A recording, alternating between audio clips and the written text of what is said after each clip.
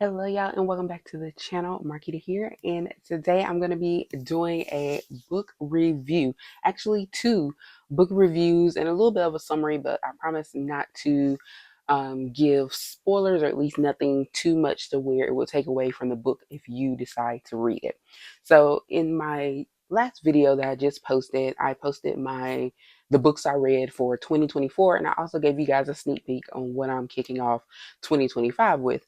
And two of the books mentioned in that video were Blood Sisters and Verity. Now, Blood Sisters is the last book that I read in 2024, so I'm going to start with this one.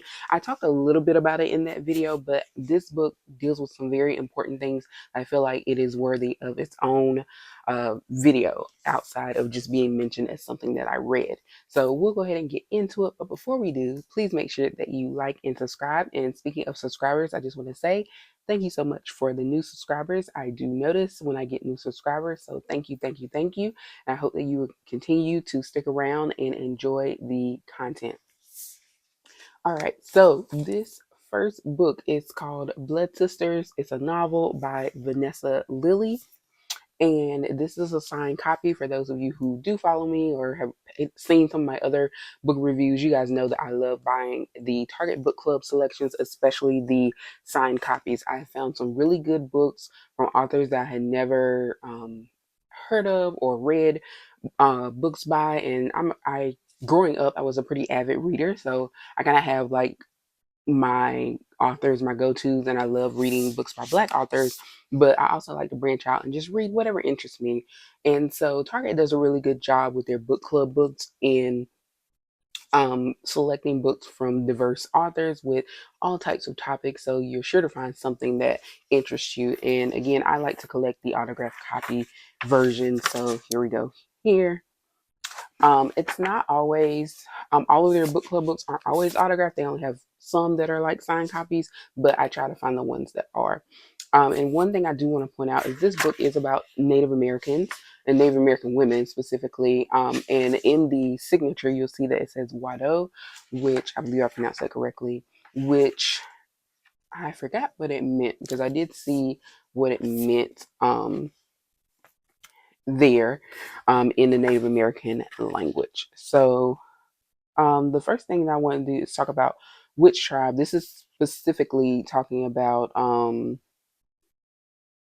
the Cherokee and Quapaw tribes, and I want to say that the Cherokee Nation of Oklahoma because I'm from North Carolina, and we also have, of course, there's Cherokee, North Carolina, and yes, there is um, also a reservation for members of the Cherokee tribe, and they also have casinos and all of that there as well. So it is a popular tourist spot, but it is also where some of the Cherokee Native Americans live. But this particular one is about the ones that the Cherokee Nation of Oklahoma. And so while this book is not true, the content and context of the book is based on very real things. The author herself has Native American heritage. I think she may be mixed, but what she talked about as well, she is enrolled as a citizen of the Cherokee Nation of Oklahoma. And she has a couple of other books, if you do like this one, called Little Voices and For the Best. So I may look into those because I did like this book. Um, and one of the things that she talked about is, when she was tracing her roots as well, her Native American roots, she did not want to just be one of those people who, really was disconnected from their uh, tribal roots. But then once you find out like what tribe you are a part of or have some connection to, you try and like it's kind of like an outsider trying to become something else because it's different when you grow up on a reservation or you grow up within that culture versus kind of growing up the traditional American way, I guess you could say, and then finding out later on and trying to adapt to the culture. So she didn't want to feel like she was one of those people who were kind of appropriating, even though it technically was still her heritage. And so she kind of shapes her character, her main character, or one of her main characters, like that as well. And so we have the female lead here is Sydney, and Sydney works for, as you can see here, the BIA, which is the Bureau of Indian um, Affairs, which is a government division, kind of like the FBI, but for native, specifically for like tribal investigations and such. Um, so Sydney is a Native American, grew up on a reservation, and she has a sister. And one of the things that happened is when Sydney and her sisters were young children, she also had a best friend. They were at a house alone, and these people came into the house. These two men came to the house, and they were looking for her friend's parents. And they ended up like basically, tying them up, kind of roughing up the girls that were there at the house. And one of something happens to one of her friends. Sydney's a witness, and they never catch the people who did it.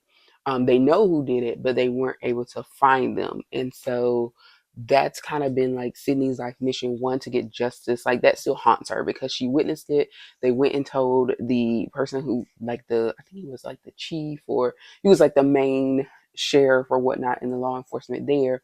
And they were also friends with him. Like they knew him, grew up with him. She knew his daughter, all that stuff. And so she told, what she witnessed, because she ends up shooting one of the guys and killing him. And then she gets out and she leaves her friend behind because they got separated when the guys came in. And so she feels guilty, one, for leaving her friend behind, and two, the house ends up like exploding or catching on fire. And so it's assumed that everyone that was in the house died. So Sydney escaped, and her younger sister also escaped. But anyway, that haunts her as because it happened as a child, and she it kind of has like survivor's guilt, like, and she's going through her mind, like, what if I would have did this, this, and this? And she feels guilty because she feels like, it's her fault and blah, blah, blah. So once she grows up, she becomes a member of the BIA agency, and she leaves the reservation and she kind of goes off. Goes to college, does all that. And part of that is her running from her past. And we know that that happens with a lot of people when you have something that you just don't want or can't deal with. And she feels like this is kind of her making amends, in a sense. Like she likes working for the BIA because, one, she feels like people who are not part of Native culture do not respect um native bodies. Like if there's a crime scene in there, she focuses on like missing women cases especially. And so she feels like, people who are not part of the native culture do not respect when they find like a body or something like that, or remains. They do not respect it and follow the cultural things. They disturb things in a way or move things in a way that shouldn't be done without the proper protocols based on native culture. And so it's part of why she decided to join, because even though it's the BIA, which you would think the Bureau of Indian Affairs would have people who would at least be knowledgeable about the culture, they're not. And that's in real life. And so everybody that works there is not native or even had experience with native tribes or cultures or anything. So that's kind of why she's there to try her best to keep that instilled within the agency. But anyway, as she's gone off, started a new life. um she's, I guess you would identify as being a lesbian. She has a partner, and they've also been trying to, have a kid and all that. But part of that, with that, and the reason I mention that is because she feels somewhat guilty, or that guilt that she has from what happened in her childhood makes her feel like she may not be a good mother. So while her partner, who would be the one that was want to have the kid and carry the baby, they're married, wants to have the child, is looking forward to that next chapter of starting a family and all that. She's kind of pretending to be happy about it because some part of her, like, she does want that for her partner, but she's also fearful that she's just not good enough. So she's dealing with all that, and her partner does know about that, and she understands. So you have that going on in her personal life, and then you also have the fact that she's still dealing with what happened when she was growing up. And then this new case comes, and she gets sent back to her home to investigate because there's another missing woman, and it happens to be her sister. And her sister struggled as an addict. I believe she had drug problems, and so her sister dealt with addiction off and on. And currently, she had been clean. She has a daughter, and things seem to be going well. But now that her sister has gone missing, she's on a mission to find her sister while also trying to solve another case that occurred on the original case as to why she was sent back.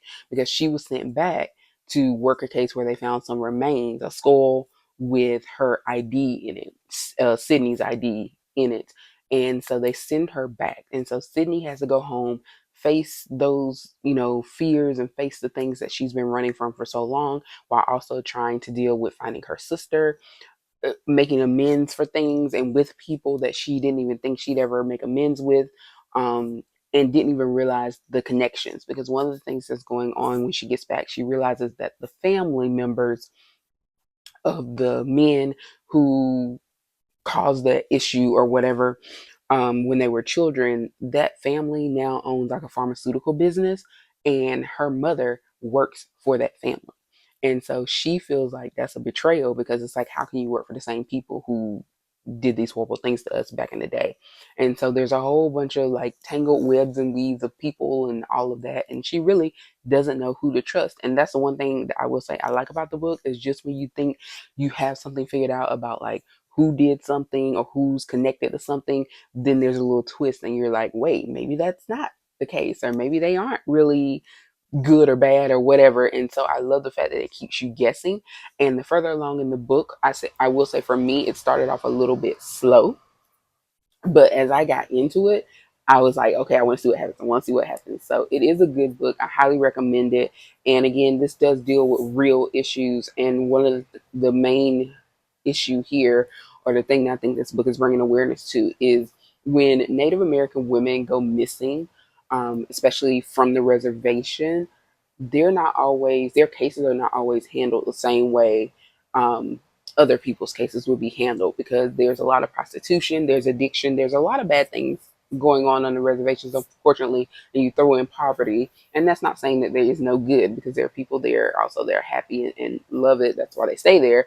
But there is a lot of things that go on. And if you know about Native American reservations, a lot of times they also have like casinos and all that. And with that, just like anywhere else, sometimes you deal with a gambling addiction, and there's money, and wherever there's money, there's always going to be some kind of something. So you have drugs, money, um, gangs, sometimes all of that happening. And so this book brings awareness to that, but I also think it brings awareness to the fact that we need to be mindful of, when somebody goes missing, regardless of who they are, what their background is, where they're from, whether they're rich, poor, black, white, whatever, they should have the same level of respect, the same amount of energy from the authorities when it comes to their cases and finding those people. Doesn't matter what kind of lifestyle they have. It doesn't matter if they're a prostitute, if they were a addict or something, where they lived in a life where it's like, it's typical for them to go missing. But if somebody says like, I know that this person runs off and comes back, or this happens and that, and they say, I know they do that, but this is not normal, their case should be taken seriously, just as if it was a regular everyday person who got missing. And that happens not only with Native women, but also with Black and brown women. It's just unfortunately the way it is. And we are trying to change that, because why should it be any less of a importance or any less of a sense of urgency for a Hispanic woman, a Native woman, a Black woman, a Middle Eastern woman, anybody other than a white woman to go missing? It should be the same energy that we give when a white woman goes missing. So that's what this case also brings awareness to. And also, again, with the culture piece and understanding Native American culture, understanding about people who grew up on reservations and tribal life, and just how that makes a difference sometimes in how information is provided, why people are hesitant to share sometimes, the connections that are there. It's not very different than some other minority neighborhoods or communities, but this is specific the native to the Native American community, especially on tribal land.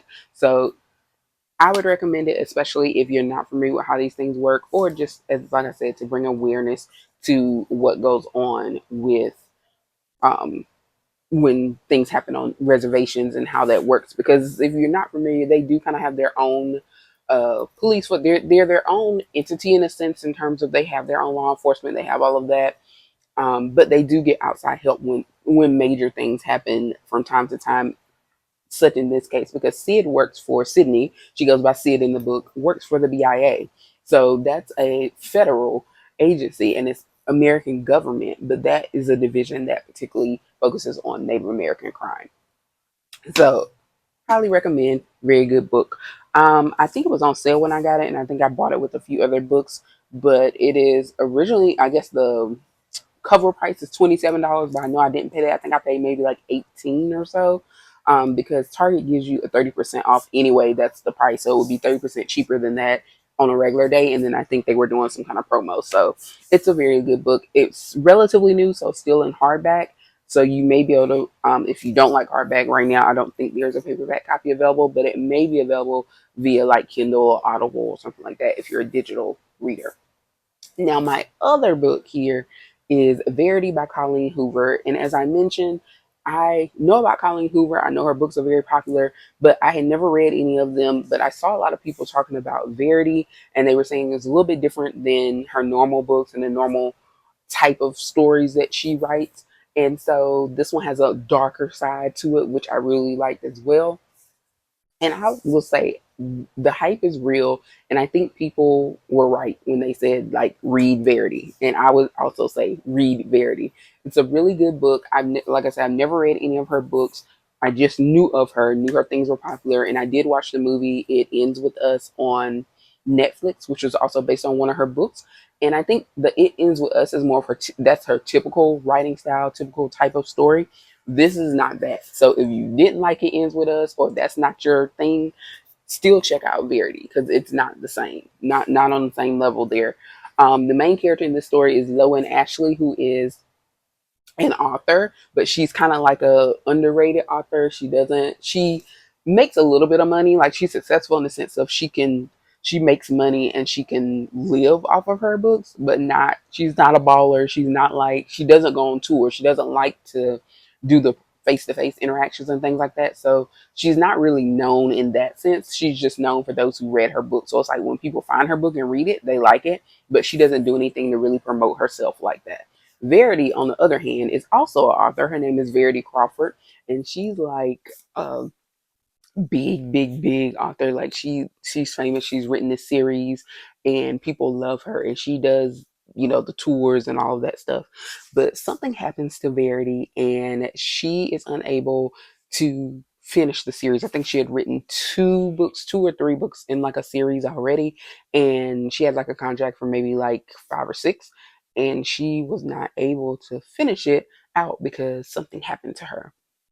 And so Lowen gets pulled in. They're looking for another author to kind of co-write or take over and finish out the rest of the series for Verity. And so um Verity ends up not Verity, but Lowen ends up being the author who is selected to do that. And so that involves her moving into Verity and her husband Jeremy's house, so that she can kind of see Verity's, stuff, like go through the notes and the outlines and all the things that Verity had in prepping for the other books. And also so she'll have a chance to kind of just study, Verity's style and all that, so she can continue writing and finishing out the series. But when Lowen gets there, a few things happen that she wasn't expecting. So number one, um, Verity has gotten into an accident, and that's supposedly what happened to her. That's why she's unable to finish the series. But they aren't really, they don't tell you a lot of details. When I say they, the family doesn't share a lot of details. They're just like, oh, she got into this accident and she's unable to finish the books. But they don't tell you like how she's doing or what the extent of her injuries are and all of that.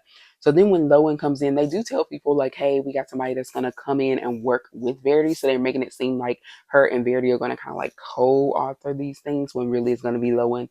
And Lowen also goes under a different pen name as well, because she's like, again, she likes to stay low profile and all of that. So Verity's living in the house and she comes across this. She most of the time she stays in Verity's office during the day, and she's going through all of her stuff to again try and get an idea and a feel for Verity and how she writes and her style and all that. And so she comes across this manuscript that Verity has written, and it's actually like kind of her autobiography. It comes across her label as like her a memoir, her autobiography, because she's talking about her life. So then Lowen's like reading it and she feels guilty because she's like, I really probably shouldn't be reading this, but I need to.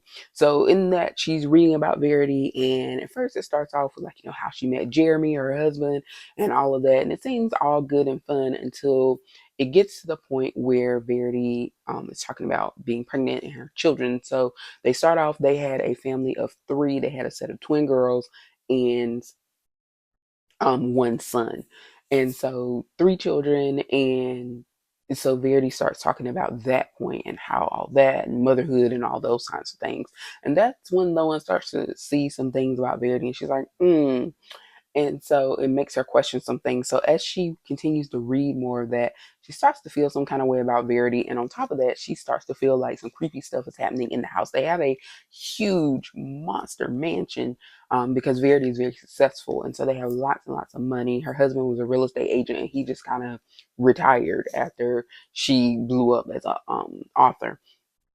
And so he's usually hanging out around the house as well. And he's also very attractive.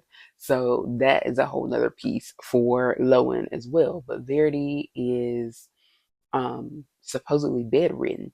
And so Lowen is thinking, Lowen also suffers kind of like from depression and anxiety and some other things. And she used to sleepwalk as a child. And so she was kind of uneasy about being in the house at first because of that. And then also she starts to think she's seeing things. And so she feels like her brain is playing tricks on her, that something is happening that's causing her to, like, sometimes she thinks she sees Verity. And that's not supposed to be possible because essentially Verity's supposed to be a vegetable and she's like bedridden.